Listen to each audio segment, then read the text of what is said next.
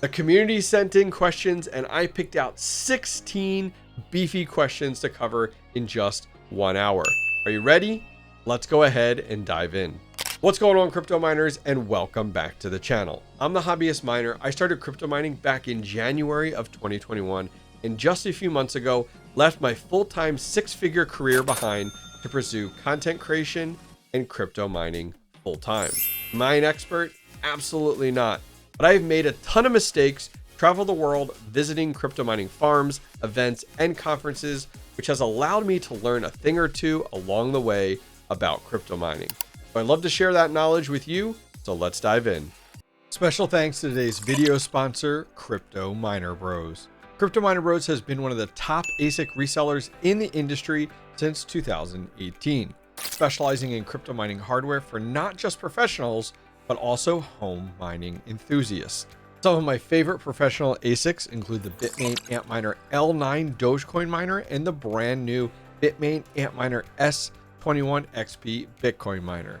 For home miners, I love the new Vault Miner D1 Mini, the AlphaPex DG Home 1, the iPolo V2X Ethereum Classic miner, and finally, the Canaan Avalon Nano 3S Solo Bitcoin miner. Crypto Miner Bros makes the checkout process easy for new miners looking to make their first purchase by not only accepting wire transfers, but also some of the more popular cryptocurrencies as a form of payment, like Bitcoin, Ethereum, Dogecoin, and USDT.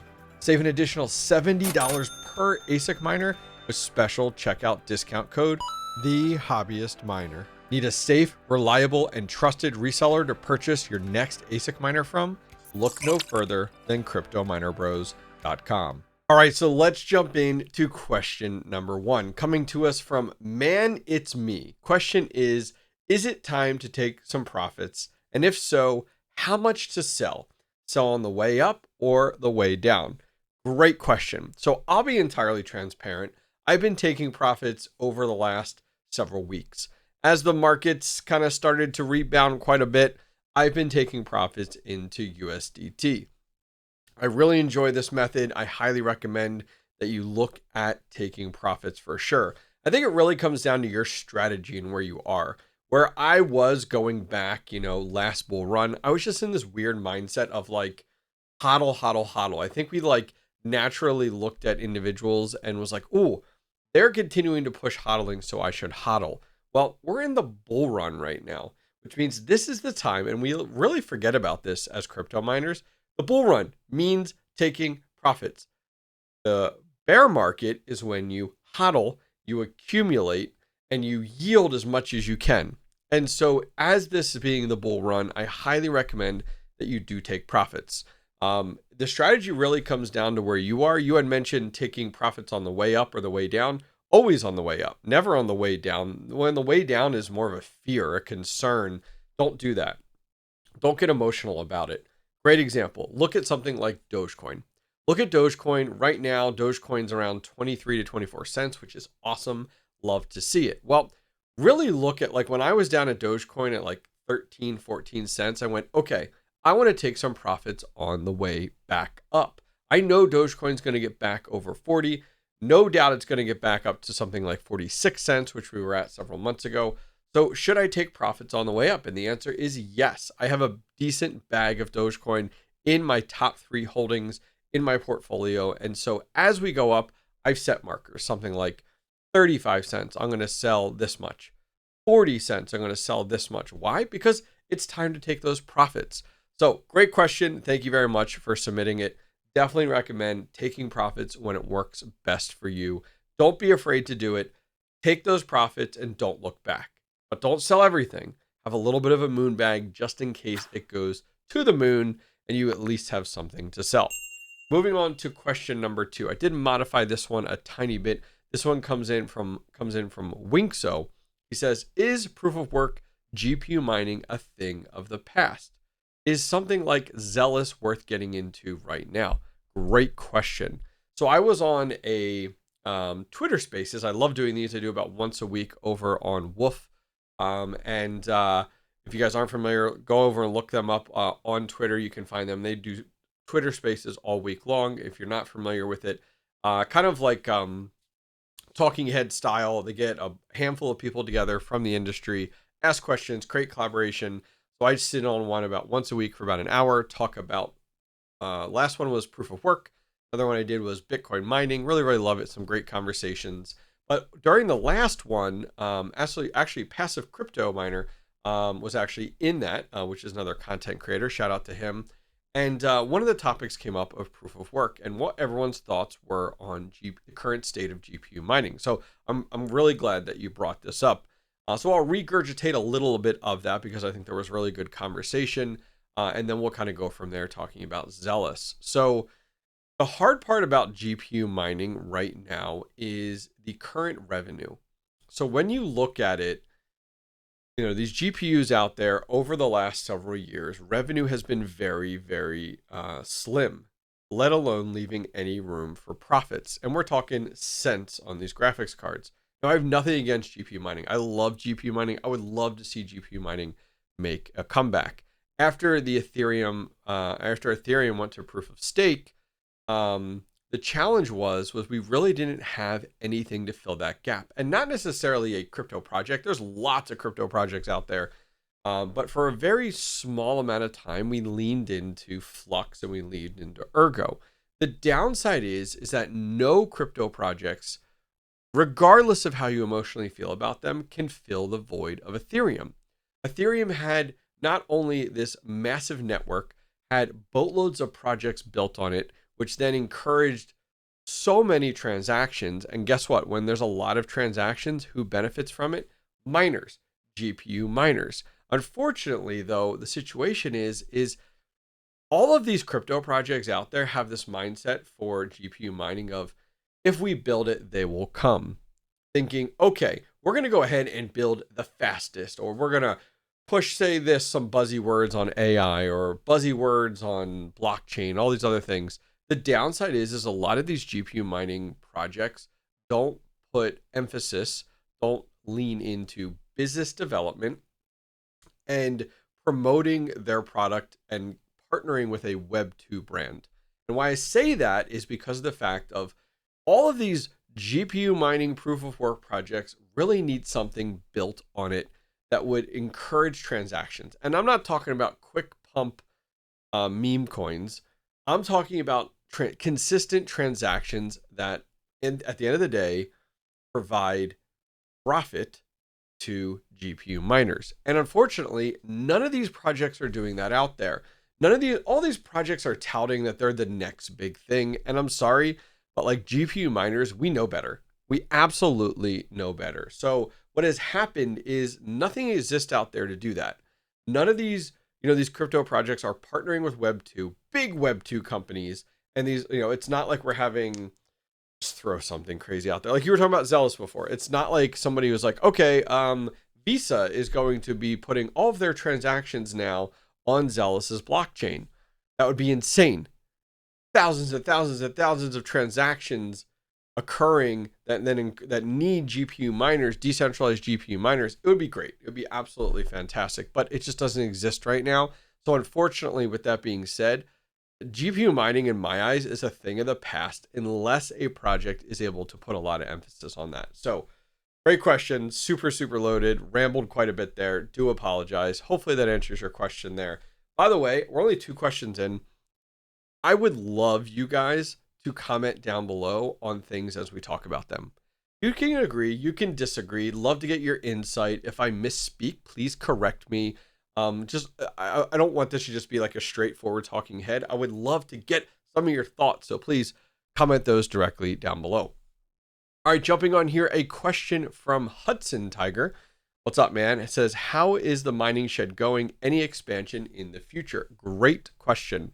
So I did remove a number of ASIC miners from my ASIC mining shed within the last few weeks. We had the KS 1.5s and the KS 2s that did get removed. So that opened up some power. I think as of now, I have a few openings in there and a little bit of wiggle room. I'd say about 4 additional miners I could add currently right now. The shed's going great. It is prepped and ready for summer. We did that a while back. I wanted it to be ready for spring, summer. It's functioning entirely great.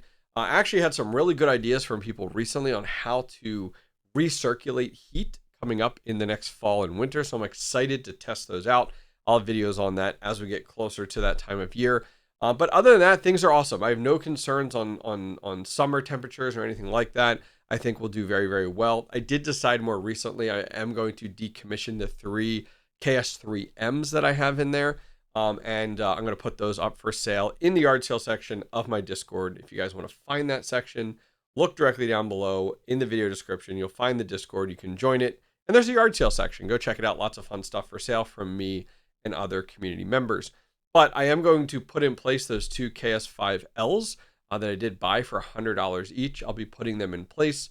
I do also have a new L9 that I will be putting in place as well. My second one I'm excited about, especially with Scrypt mining right now and Dogecoin being over 23 cents right now. I mean, we are so close to 25 cents. I can smell it. Thoughts on expansion. So a lot of factors there. We'll talk about power and some more of that here coming up on just rates and such. I think for me, I want to expand. I definitely want to expand. It depends on where things go. I may expand on this property to a second shed. Mr. Electrician's already kind of put that out there. It would require a second 400 amp, which service, which is fine. You know, I've gone through it all before. I think it would also come down to like, does the current transformer in place, will it support another 400 amps? I don't know. My guess is it won't, but I'd have to check with the power company. I've also really thought about the fact of my family has a company, not me, but other parts of my family, that there is a part of the property there that is right along an industrial road. And it they're at the very end of the industrial road. There's no homes or anything like that. And so I really thought about, I've actually looked into a 16 by 40, so 16 wide by 40 long shed.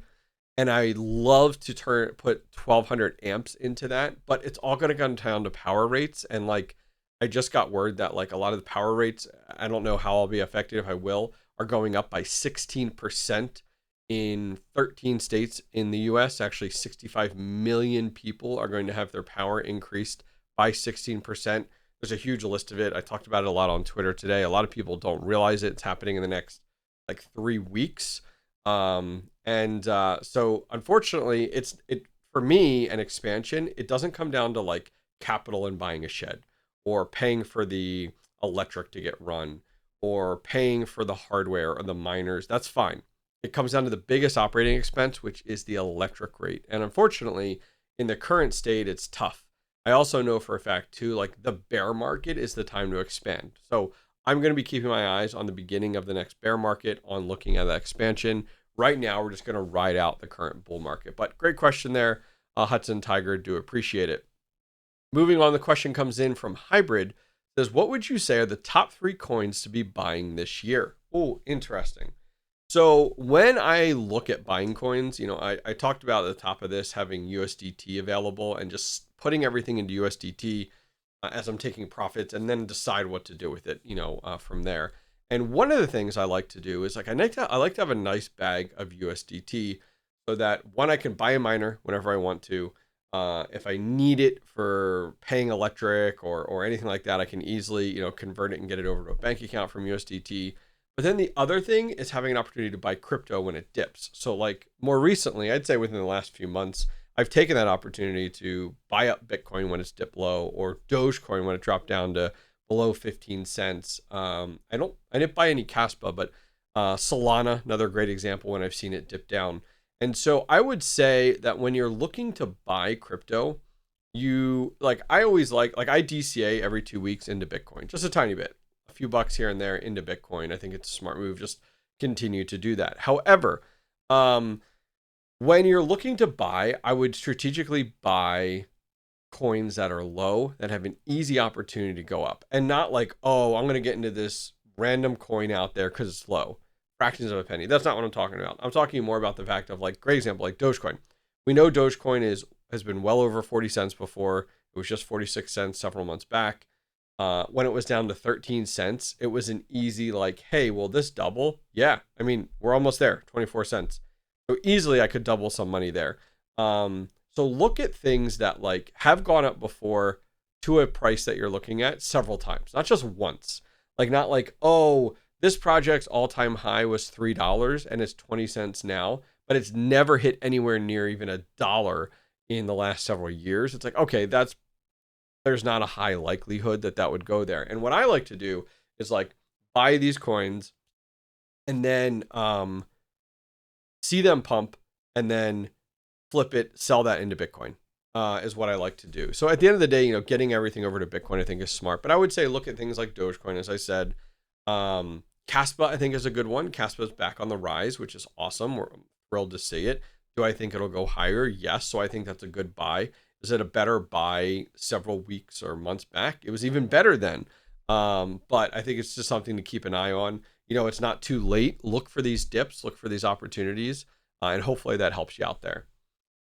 Jumping on here from Generate Crypto. Why is this bull run so different than the last one? When is the big explosion? Great question. So every bull run is different. Now, I was a part of the last one and I'm part of this one here. I can't say going back further, but what I will say is I do think this bull run, and I've mentioned this several times in collaboration videos and talking head videos and other videos that I've done, that this bull run to me will be and will be significantly different because crypto is mainstream now. Going back to the last bull run, crypto was still looked at as this evil criminal type of thing where there wasn't a lot of support with it. It wasn't an everyday talking thing in the news. It got a lot of attention from Elon Musk with Dogecoin, but it wasn't, people heard of Bitcoin, but didn't really know anything about it. And now jump ahead in this bull run, and crypto is an everyday mainstream topic. It's talked about all the time. I mean, Bitcoin is on the news every second of every day. I mean, it is wild where we are right now. So crypto is here. Crypto is here to stay. So that being said, I think that's a massive driving factor. This bull run has been very different because we've said several times we're in the bull run and then things have dipped, right? Like ETFs occurred. We hit all-time highs. Holy shit, like we're there. Oh my gosh. 109. Oh my gosh. And then bam, we had a dip, but it was like a massive swing, but it wasn't like a mini bear market. It was just like a lull type of time period. So this bull run to me is very different. And I think bull runs moving forward will be very, very different.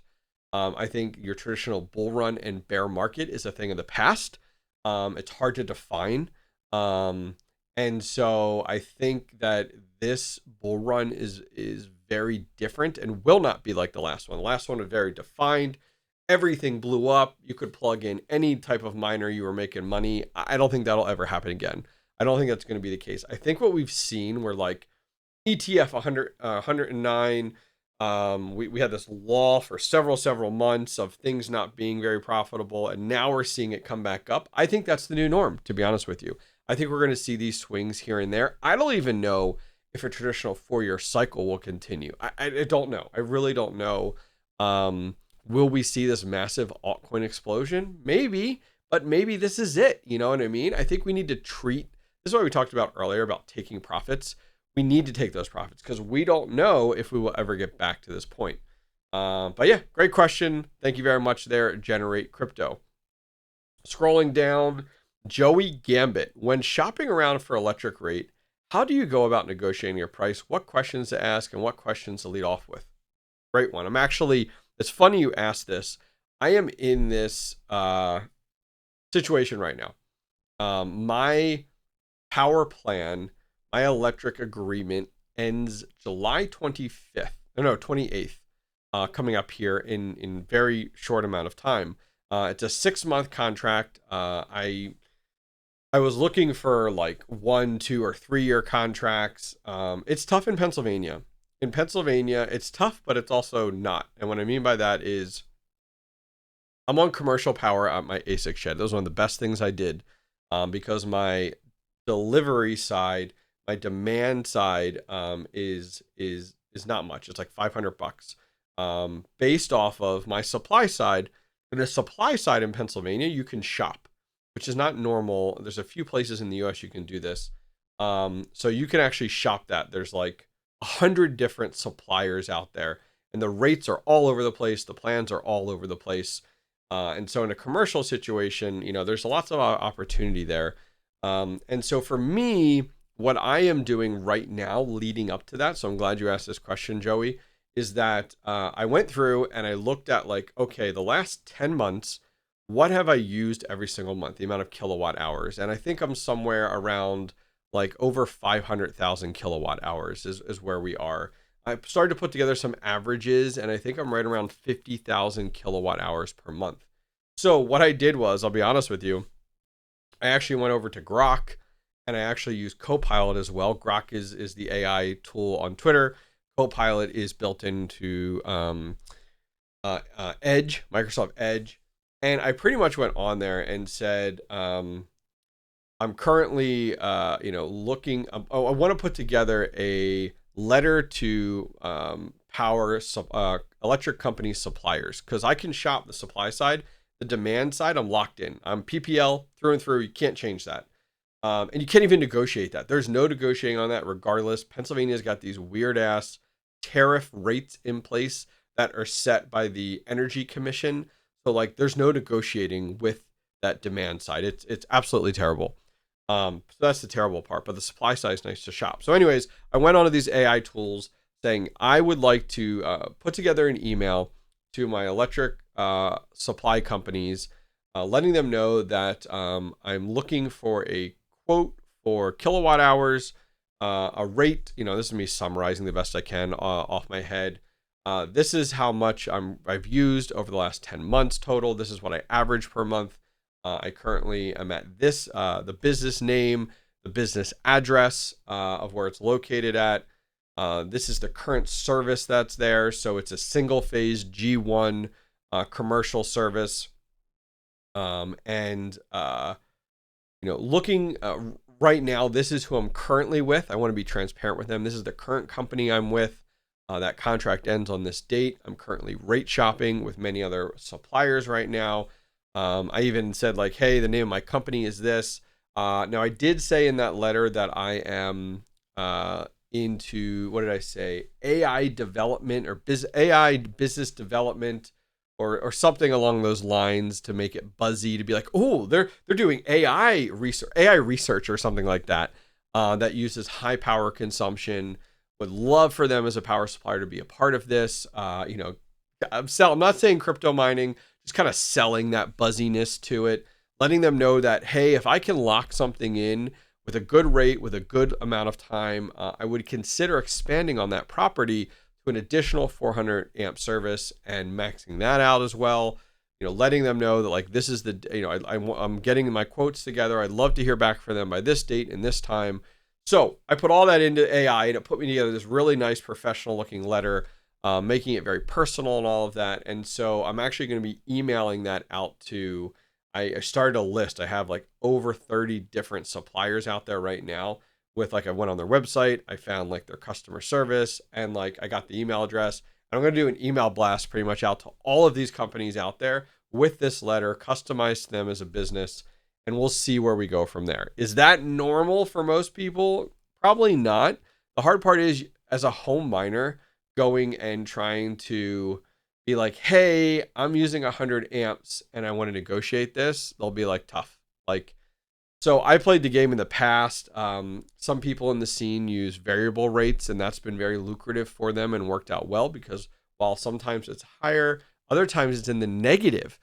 Which is wild to see. It's really a gamble. It's just really based off of like your equipment and can you go turning it off and on throughout the day. So there's a lot of things to consider. So hopefully that answers your question on like avenues to go. But unfortunately it's tough as like a home miner. I mean, I feel it's even tough running 400 amps consistently, like dedicated to mining, to even try to negotiate rates. So hopefully that helps you out. Great question there, Joey. Thank you very much for asking that. Question here from Orange Pilled since 2021. How much did it cost to build your ASIC mining shed at your electrician's house? Good question. Thank you to today's video sponsor, ASICmarketplace.com. If you're in the market for the top ASIC miners, look no further than ASICmarketplace.com. They have some of the best miners on the market in 2025.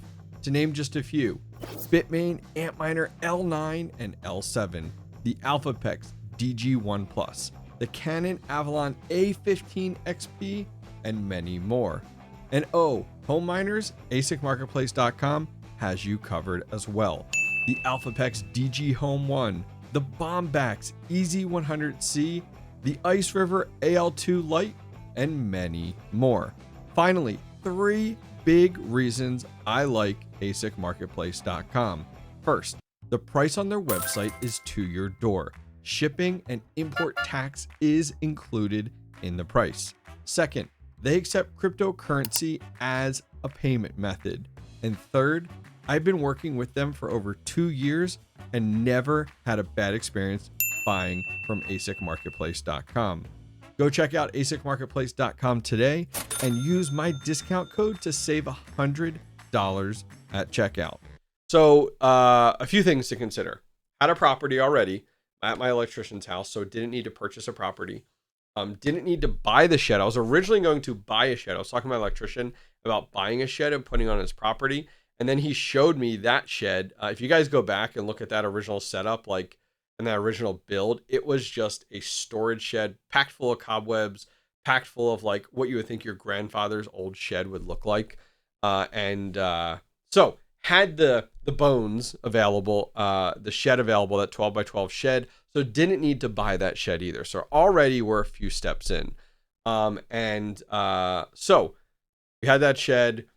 And so let's think it through a little bit, with trenching everything back to, I would say the most expensive part of that was probably the electrical build out. And I think you're going to find this with anything where like we trenched out about 160 feet from the shed to the actual utility pole.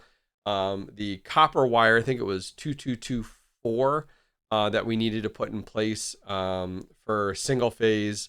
I think it's meant for 600 amp, but you overspec it.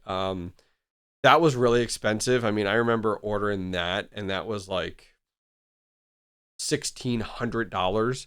And then you had to pay. I had to pay to get it freighted from Ohio, and had to be there for delivery, and had to have a few guys help to get it off the truck and stuff. Like that was wild. The hardest part then was actually the conduit. Getting the conduit. I looked at 4-inch conduit and it was like impossible to find for the what was it called? Service something. Gosh, man, I'm forgetting the name of it. But that was like impossible to find and finally ended up lucking out, but had to have that freighted in and dropped off. So a lot of, the 400 amp meter base. Oh my gosh, that was crazy. Like trying to find one of those, even now trying to find a 400 amp meter base was tough to find. That's UL rated. There's a lot of ones that aren't UL rated, especially on Amazon. But when mine's inspected by the township, actually had to be inspected by the township before the power company would even schedule a date with me. So I had to go through that. We had to use a backhoe to dig up and we had to get gravel from a local quarry to come in to dump in there, and the backhoe to push everything back. Now, the nice thing is like knowing people. So like the biggest one, huge savings, and I'll get to your price at the end, but just want to share this. Huge savings was like, this was at my electrician's property.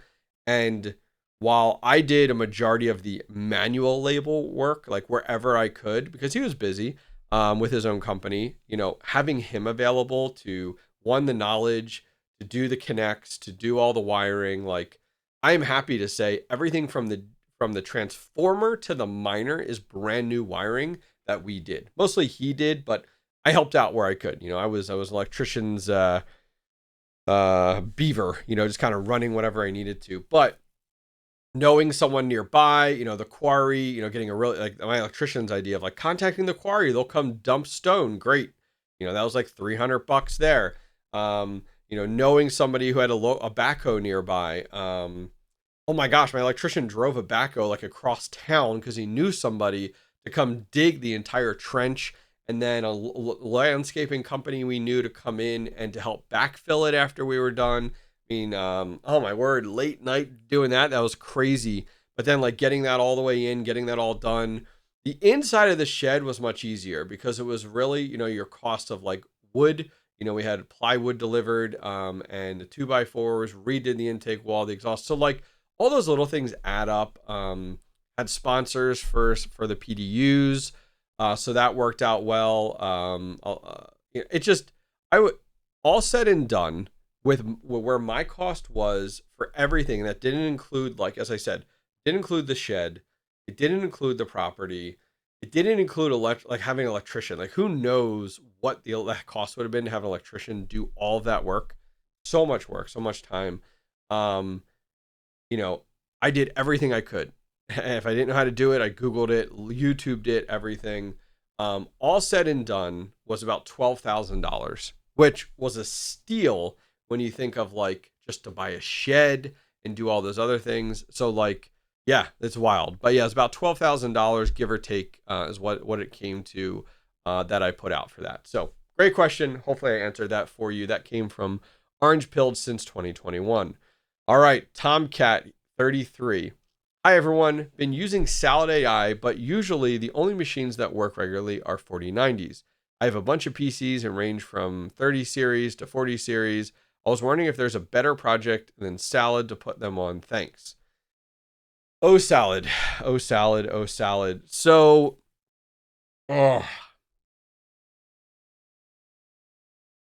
Salad sucks. And I've done videos on Salad, and Salad sucks. So, unfortunately, Salad doesn't have, it's a great concept. It really is. I have a machine on Salad right now. The challenge is that Salad's customer base feels like it's this big. See how my fingers got smaller? Where it's like only 5090s or only 4090s, only the best of the best. And like, I really had high hopes for Salad that, like, there would be, I feel like Salad needs to take their business development team and like 10x it, because they need to find use cases for 30 series. Oh my gosh, 30 series. There are so many 30 series cards out there. It is so untapped, and you can't be expecting people to stay on Salad for 1 cent an hour. Like, not like nothing. Like, and they've added some other things to fill the gap, bandwidth sharing and crypto mining and all of that. And like, nope, and more nope. Like, they gotta find partners. I talked about this earlier with like Web 2 partners. And so that is the thing where, like, Salad has a massive pool of GPUs and only demand of this big. And who in their right mind is going to go out and buy GPUs for $2,000+? I know, right? That was us, like, last bull run, for these 4090s or 5090s, whatever you want to spend on it, just to be being paid barely anything per day, cents a day or whatever. Like, it's, and I get it. Every once in a while you get a pump. And it's like, okay, cool, I'm making $2 a day. It's like, oh my gosh, that card was thousands of dollars. So that being said, getting back to it, I have not worked with or tested out some of these other platforms, but I'd love to share some with you that I've heard amongst the community. There's a lot of people in the community live and breathe by 4090s and higher, 5090s that have a lot of these running right now that are making really good money, and it's not on Salad. So some other platforms out there, I took a few notes on this question so I wouldn't forget. Take a look at Vast, TensorDoc, Chlor AI, Octaspace, and I know Flux is in that mix, but I don't know what's going on with Flux and like Flux AI and like Flux Proof of Useful Work. Like, I don't know what happened with that. I feel like that all just got brushed under the rug. And if there's something different, like, if I'm wrong, please let me know. But that was like a big deal and then just kind of fell off by the wayside. So I really don't know. But those are a few others out there. If you guys have used any of those, please comment. Let Tomcat33 know, like, which ones you're finding. Is there any use case out there for 30 series or other 40 series cards out there? But great question, Tomcat. I appreciate you asking it. So guys, we're halfway through. I'm going to itch my eye here. Allergies are killing me. Take a drink. All right. Cool. Moving on. Jonathan Lewis Polanski. Why is crypto mining a ripoff? Dude, straight to the point. If you're asking this question, I imagine there's something behind this. And my guess is related to buying hardware. My guess, and we'll get into this more. You're not wrong in your feeling. I don't feel crypto mining is a ripoff, but there is a lot of opportunities to make mistakes where you feel you get screwed over and ripped off. So, great example. We saw a lot of this before. A project is out there. It goes to an ASIC situation where you can buy an ASIC for it. You spend thousands of dollars on that ASIC. It takes 30 to 45 days to get to you. You finally gets to you. You plug it in, you start mining, and then, within that time, within a few weeks or 2 weeks or 3 weeks or a few months, whatever, another miner releases and another miner releases. And now that original miner is making a fraction of what it was. And now the hash rate on that project goes up, and now you're not making half, you're making a quarter. And then all that time, by the time you bought that unit, got it in, got it mining, you're now making barely anything. This is something that I hear a lot of, and to make this even worse, I hear people doing this on credit cards. Oh my word. I hear people that buy a miner, find a reseller that accepts credit card. They're like, okay, I'm going to do the math. This miner makes $100 a day. I'm going to buy this miner for several $1,000s, and then I'm going to put it on my credit card because I don't have the money to afford this. And I'm going to use the profits to pay off the credit card because credit card's only going to be XYZ per month. And then within 3 months, I'm going to have that credit card paid off and it's all straight profit and I'm going to get rich. I have heard that so many times. And what I tell people, do not buy crypto mining hardware on credit cards. Only buy what you can afford. You can't afford the credit card. If you're buying things on a credit card, you can't afford it. So, I know I'm getting a little hyped here. I would recommend, well, not I recommend, but buy what you can afford, what you have the money for that moment. Buy it in cash. Take that cash, convert it over to crypto, buy it with crypto from any reseller out there. You have that money in that moment. If you don't have it, you can't afford it, save up for it. If you can't save up for it, get a second, get a third job, get a side hustle in order to save up for it. Anyways, back to crypto being a ripoff.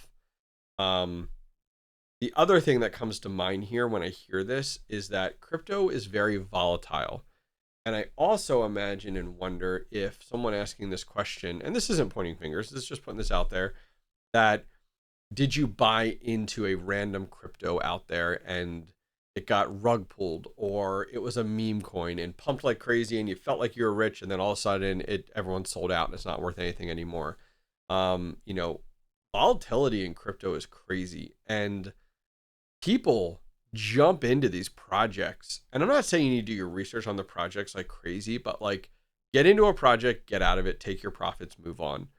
Save a little moon bag in there in case it goes ballistic. But other than that, like you don't need to spend time. You don't need to be loyalist to these projects at all. But, oh man, that question, Jonathan, I appreciate you asking it. I would love to hear more. I'd love to hear your story more of just like, what makes you ask that question? You're not wrong. You're okay to feel that way. Like if you feel crypto mining is a ripoff. But yeah, please comment. Love to hear more. If other people feel that way too, please comment. Question here from One Eye Bobby Joe. What a name. What wallet can I use and get to store all those Litecoin, Dogecoin, merge mining coins? Great question. So every few weeks, there's a new coin that's been added to Scrypt mining on these pools. I love the fact that we're seeing, it's funny. And when we look at pools, last bull run, it was like, okay, you're Scrypt mining, you're earning Doge and Litecoin, done. Now jump ahead over the last several years, and these pools have had to become more competitive. So they've added more features on their pools. One of those features is supporting more Scrypt mineable coins. And most of those coins are shit coins, we call them. It's like a whole bunch of these random other coins there. Personally, I'm not stacking any of them. I'm converting them poolside. So let's talk about that first. So most pools out there will give you an option to not hold those coins into an external wallet and you can auto convert them into all Doge or all Litecoin or just the two of those. And you don't even worry about those coins. But those coins are nice because they add a little bonus, a little something, something. Even though it's a really small percent, it's something is better than nothing. I love the fact. Pools that do that via BTC, good one. Power Pool, another good one that I use to do a lot of this with my Scrypt mining. Now, the hard part is a lot of these coins are just like quick pop-up coins, meme coins. You got like Junk and Pepe and Dingo and all of these. And so the hard part is like chasing down wallets. I've heard this a lot. Some people are like, oh, does Tangent Wallet have these? No, they have your major proof of work coins, but not all these shit coins out there. So there's two ways you can go. You can store them on the pool, leave it on the pool, and when you're ready, find a place like Trade Ogre that you can convert them real quick and get rid of them and sell them off. Another thing out there, you can convert them right on the pool when you're ready. Hey, convert it USDT or to Bitcoin if you need to. The other thing that I'm seeing, I actually had a meeting with a company, Scrypt Wallet. They are coming out with a product called Scrypt Wallet, and it supports all of these coins. So not only like Dogecoin and Litecoin, but now all these other shit coins they're supporting, and they're keeping up to, like, they're on it. So they're actually going to be launching here soon in the next few months. So that might be a really good option if you're looking to hold on to these Pepe coins or Bells or Dingo, all these other ones out there. If you really want to hold on to those, which nothing wrong with that, go for it. It's your strategy. That's one to keep an eye out for. But great question there. Do appreciate you asking that. Let's see. Jumping on here, Mark Younger 22. If you could only buy one full-size ASIC miner today, would it be Bitcoin or Scrypt? Oh, that's an interesting one. So I was actually talking about this, I think, on the live stream today. Yes, it was on the live stream today. It was podcast something was the actual individual. And he had actually asked the same question. So we'll regurgitate this. Sure, why not? He had said, hey, I got $20,000. I'm looking to buy ASIC miners. Should I buy Bitcoin? Like, what Bitcoin miners? What should I do? I think him and his wife were looking to get into it. And love it. Love to see people asking. It's always good to ask. Do your homework ahead of time. I love Bitcoin mining, and we all want to get to Bitcoin. But when I have these calls, I do a lot of consulting calls as well, one-on-one calls. So quick promo, link down below. You can go over to my website, theHobbyistMiner.io. Go over to book time with me. Let's talk about this. So if everything ends up rolling up to Bitcoin in the end. I think we can all agree with that. It's either Bitcoin or to our bank account, is where things end up rolling up to, where we end up converting everything to. And so that being said, when you look at, like, let's be realistic. Let's just look at like air-cooled miners, not look at hydro or immersion. S21 XP, 270 terahash miner. Goes for $7,000, give or take right now, based off the reseller, based off of when you're watching this. We're recording this, by the way, on May 13th to give you some idea. Bitcoin's about 103,000 today. Was 104, 103. Anyways, so that miner per day, when we did some quick math on that, looking at like, you were making $8 to $9 a day. Okay, fine. Now, if you buy that miner for $7,000 and you're stacking Bitcoin with it only today, do you think that Bitcoin is going to double in the next year? You think Bitcoin is going to go from 103,000 to 206,000?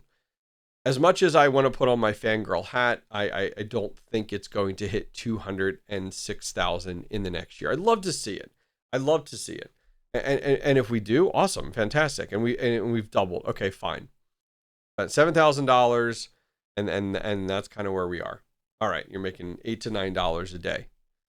So the other side is looking at Scrypt mining, is looking at like the L9. The L9 today is making about $18 a day, so double that.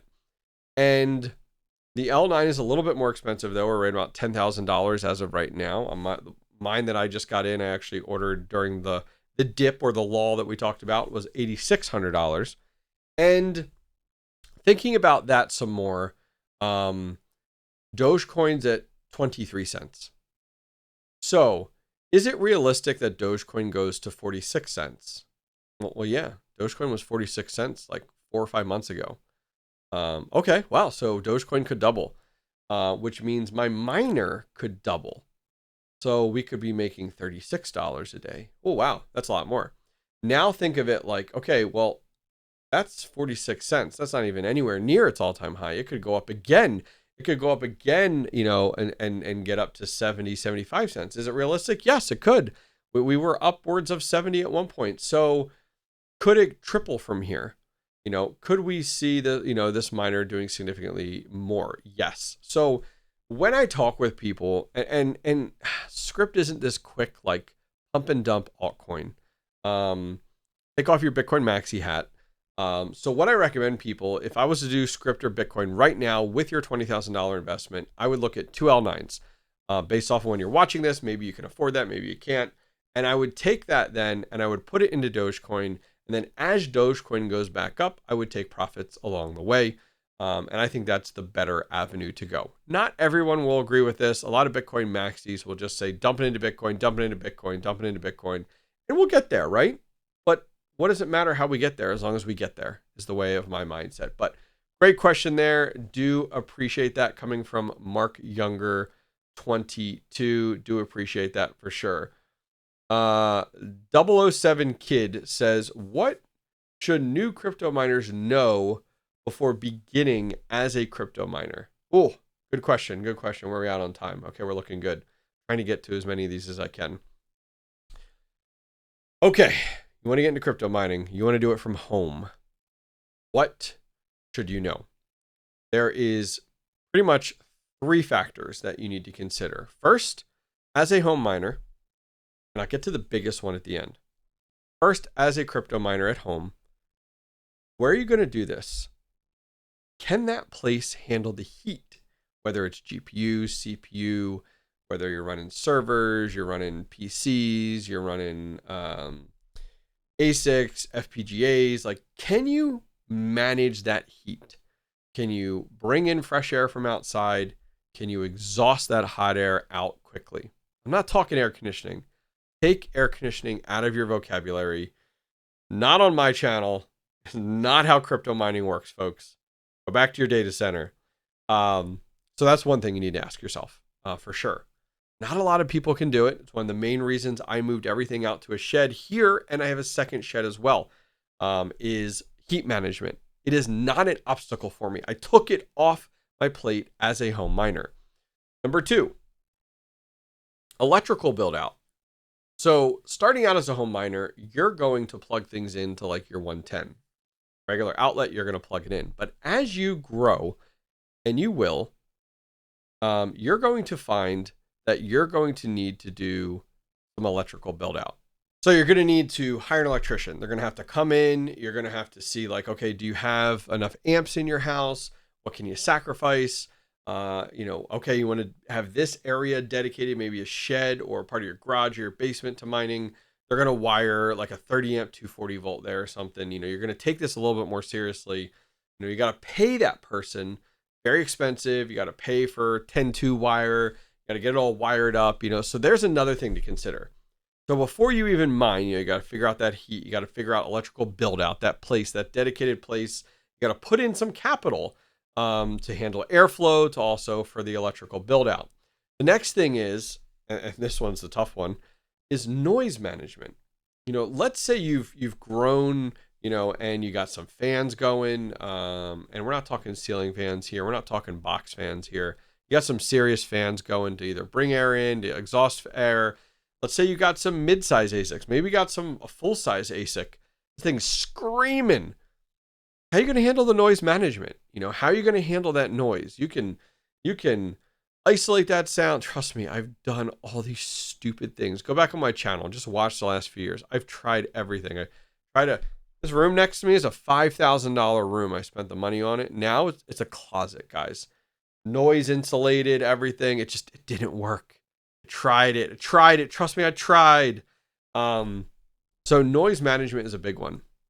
Especially you're living in a neighborhood, you're living in a townhouse, apartment, trying to get by is tough. It's definitely tough. That's why for me, like my shed here, is all just like box miners. And then all of my big boy stuff is now at the second shed, which now every one of those big boy ASICs, I've spent the capital on removing the fans, putting in a shroud, putting in an inline fan. It's the only way I can get by doing it. Now, finally, you want to get into home mining. You want to do this, the biggest one. And this is the largest factor. Everything is contingent off this, whether you do it at home or not, is your power rate. You could be in California. You could be in New York. You could be wherever. And the electric rate could be 20, 30, 40, 50 cents per kilowatt hour. And that makes 0 sense to mine. It just cuts into your profit margins too much. You're making, fractions. And so you really need to look at like what your power rate is with your power company. Take a look at it. Take the cost of your bill, divide it by your kilowatt hours used that month. So like for me, my shed more recently, not this is normal. My shed, my last power bill was $4,400. The amount of kilowatt hours I used was right around 49,000 kilowatt hours. So you take what you spent, you divide it by your kilowatt hours. That gives you your all-in. That gives you your all-in cost there. So if it's too high, it makes 0 sense to dedicate a space to this, to invest in infrastructure, to invest in an electrician to do the work, to deal with the noise management. It makes 0 sense. It doesn't mean you don't have any options. You do. You can look at hosting. And if you're like, wait, what's hosting? That's a whole nother question.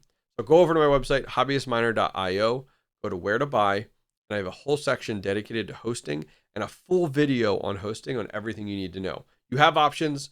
Don't feel like you're screwed over and you can't do anything. So take a look at it for sure. All right, moving on. We are moving on here. We have Johnny B Dog. How has retirement been treating you? Are you truly retired? Great question. Thank you. I appreciate the personal question, by the way. Take a drink here.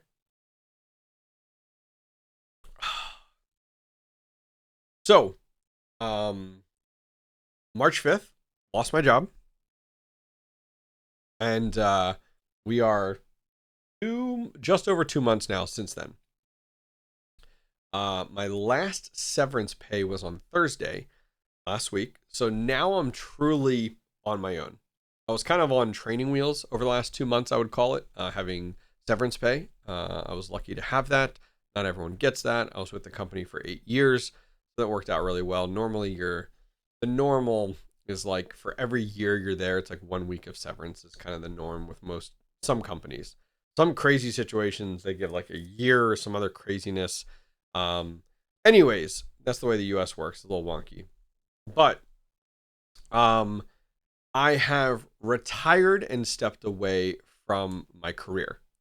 I was doing that for 20 years and it felt and feels amazing to put it behind me. I went to school, I did all that, like college, did all that, was in that industry for 20 years. And it felt amazing to step away from that.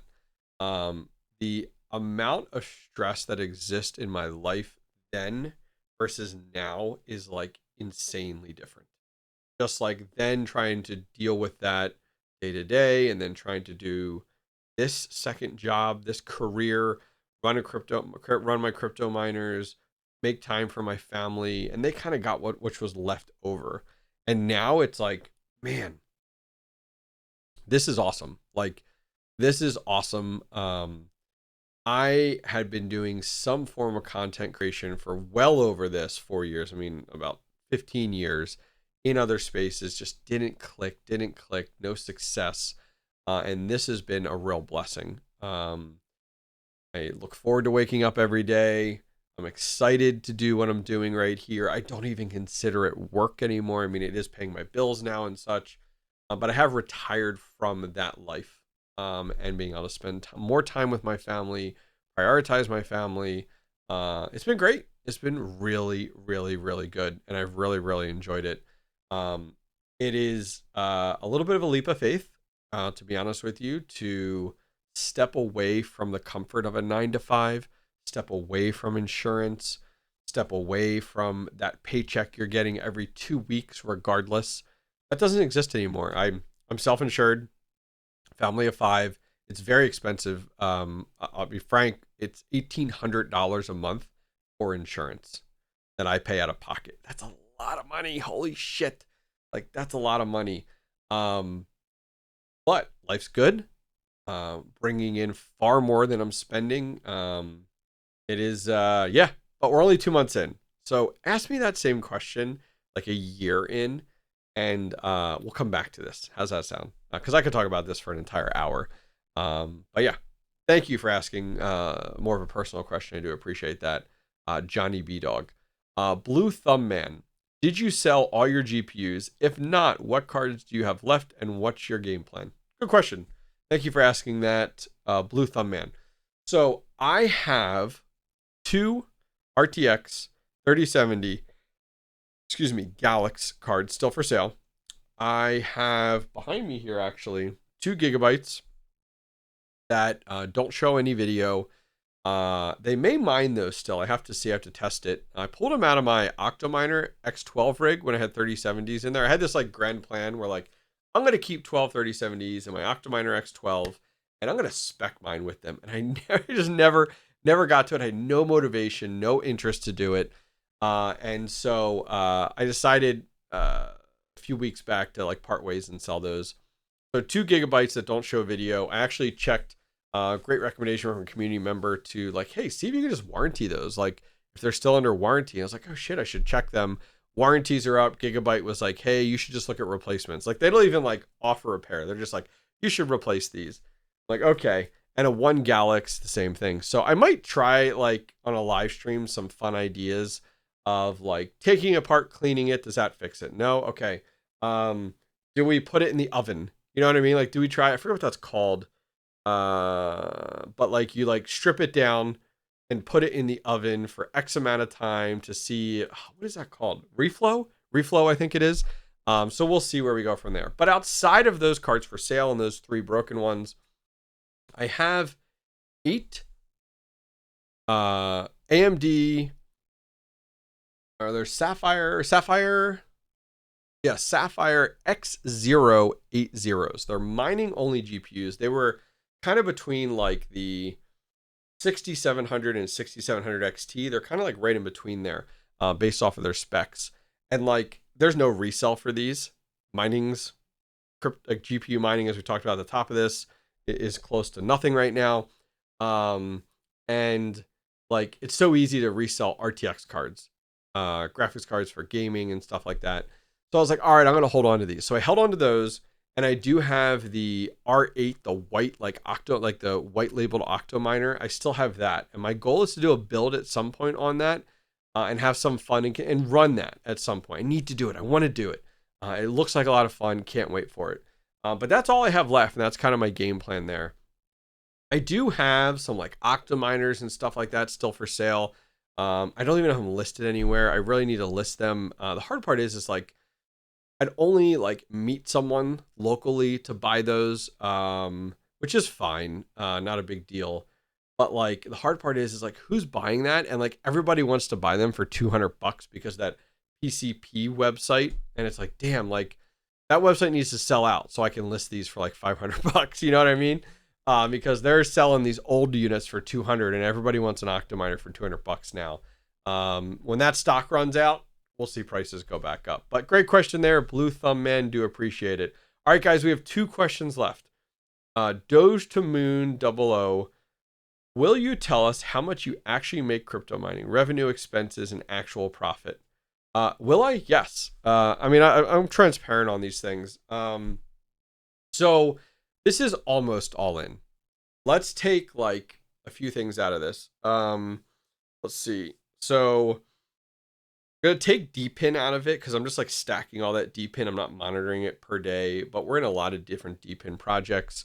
Demo, Helium 5G, Helium IoT, GeoNet. We got 2 GeoNets, 2 Weather XMs, Wingbits, SolarX, Nubula Marco Miner, SkyX, Demo, if I didn't say Demo already. 2 of those. All right, those are off. Just stacking the crypto there, not doing anything, not looking at like, I don't look at like daily profitability on those or anything. Some of those are test net, just let them stack. Okay, so those are over here. So what does that leave that with? That leaves us with like my home mining shed here, a lot of solo Bitcoin miners, some odd and ends, some DG1s, blue miners, odd and end stuff here.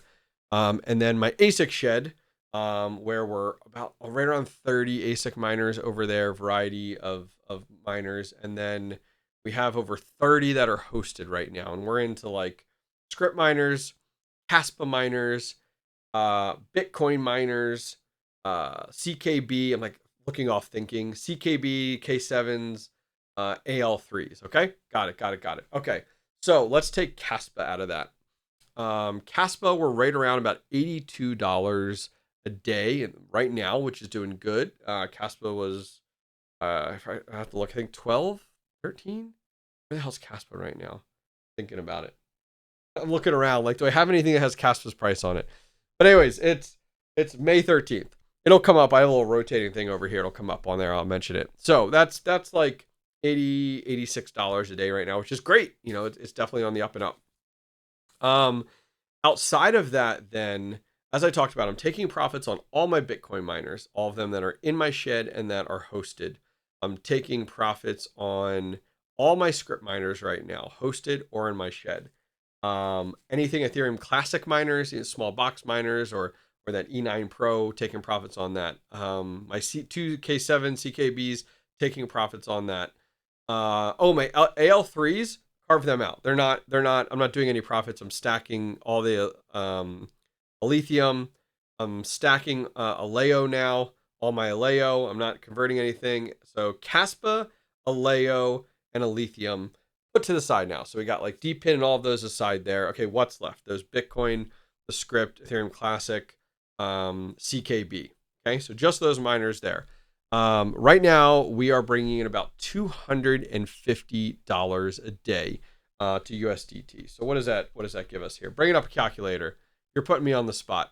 So in 30 days, roughly, so 250 times 30 days, we're bringing in about $7,500. So that's where I'm at right now. $7,500 with what that is, and that's not including Kaspa, which is about $82 a day. Let me do that here. So $82 a day times 30 plus 7,500. So we're about $10,000 a day if we include Kaspa there, or a day. That'd be awesome. A month in there, and so that's kind of where I'm at right now. And then this is just with crypto mining. And then what? Let's go over my expenses. So my electric cost. Thinking. Give me a second. I'm about $6,000 a month in electric. Yes, about $6,000 a month in electric. So rough math here, quick math here. We're about $4,000 a month in profit right now. Now the market is rebounding really, really well. We're doing much, much better. That was a lot smaller of a profitability going back several weeks or months ago, where we were with just, the market, and now the market's rebounding and it's looking really good, and we're at 250. And man, like I can see that pushing over 300 if we continue to see altcoins doing really, really well. So sorry, loaded question. Thank you for asking though. Yeah, so rough math where we are. Last question. Red, blue, green dragon. Why do you continue to buy Kaspa miners, especially with aggressive emission schedules and miners being released? Great question. So with miners being released so often, a lot of miners become obsolete quickly. And I'm learning that. Like I got KS 1.5s, I got KS 2s, and now KS 3Ms that I'm going to have sitting here not mining at all, that I can't even sell because no one's buying them. So I'm actually buying up newer Kaspa miners, but they're newer to me, but used units. Right now I'm at 6 KS5Ls, and I'm actually talking to someone about buying 2 more KS5Ls. But I'm getting these like pennies on the dollar.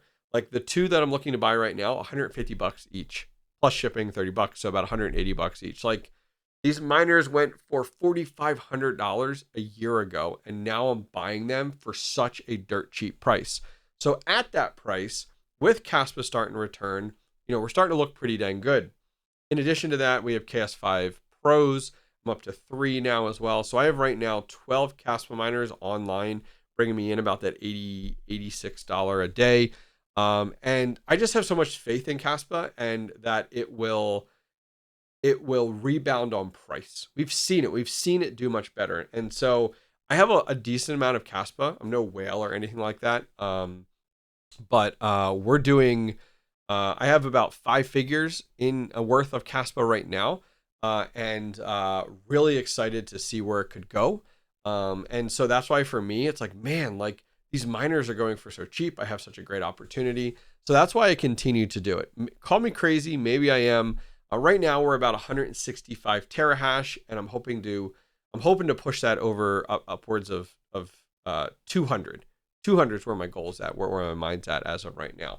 That was a lot of questions, but I had an absolute blast. 2 things before we go. First thing, I have another video that's an hour long doing this exact same thing, answering community questions. Feel free to go over and check it out. I'll link it directly down below, as well as put a card up at the very end of this video. Second thing, go over and check out theHobbyistMiner.io. It's my website. There's a lot of information over there. Trusted resellers, more information and videos about hosting, deep in projects, ones that I'm into, videos, websites to check out, and much, much more. Finally, keep an eye out on theHobbyistMiner.io, as I will start to have articles over there coming out over the next few weeks. Guys, that's going to wrap things up for today. I hope you guys really enjoyed this. Please leave comments directly down below. I will read every single one of them, and I'll see you guys next time. Take care. Sorry to interrupt your video, but check this out. I constantly get emails from the community asking me about trustworthy hosting facilities in the United States that I recommend. Well, I got you covered. Listen up. A few months back, I visited BlockOps Mining's brand new facility in Central Arkansas. The team there was super professional, knowledgeable, and everyday miners like you and I. After visiting the facility, I sent them a few of my ASIC miners for hosting and have been super happy with their service and communication. Go contact BlockOps Mining directly down below in the video description and tell them the Hobbyist Miner sent you for great pricing on miners and hosting.